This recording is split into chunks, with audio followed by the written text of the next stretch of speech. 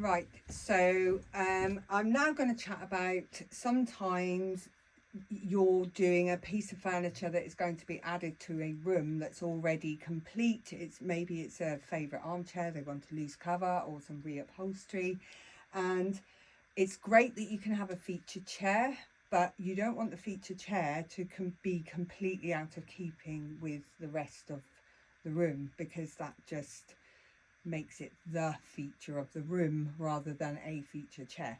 So I'm going to talk now about bringing the rest of the room in. Maybe there is a theme running through the rest of the furniture, like so for instance, a house that I went to yesterday, they had the most beautiful tetrad suite, and it was piped in the most gorgeous leather piping, which is great for upholstery but not so good if you wanted to do a loose cover. So my brief is to do a loose cover that will work in with a tetrad grey tweed suite with a beautiful brown leather piping on feature. So we together went through lots of options and decided that actually something that's got a nod, a natural nod to the fabric on the sofa would be a really good start, and also one that's got enough feature to it to complement the strong fabrics around it in the curtains and in the rug. So this colour red was our dominant colour that we wanted to pick out without overshadowing everything else. So having chosen our main fabric, which is, I don't know if you can see very well, but this is a prestigious, the best of their wool, faux wool, in the Lomond book.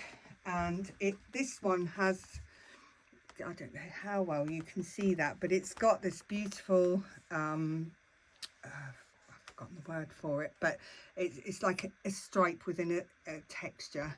And these colours, but this colour here is just so subtly brings the rest of the room in. So this is what I'm looking for in my contrast piping.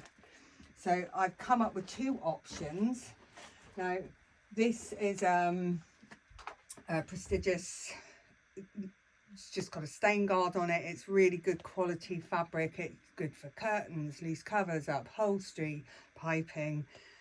This seems to be one of those planes that comes along once in a while, a bit like the Beaumont Cuba plane. Fantastic. It just comes in a great range. So it's, if you can't find a colour that will work with most things, then you've got a long look around to do. So anyway, this one is one that I thought would be a good, and I don't know if you can see the grain on that. Again, it's not as smooth, it's not perfectly flat, so it will work really well with this base fabric. And when I put that on there, you can see that's really quite a complementary colour. However, that looks great in this room, but I have ordered swatches because it needs to go into the house that it's going to be in. So I will be presenting this client with the little swatches with a bit of piping already stitched into it, so she can really play with it and make sure that she's happy with the colour. Because I also found another one that I really liked,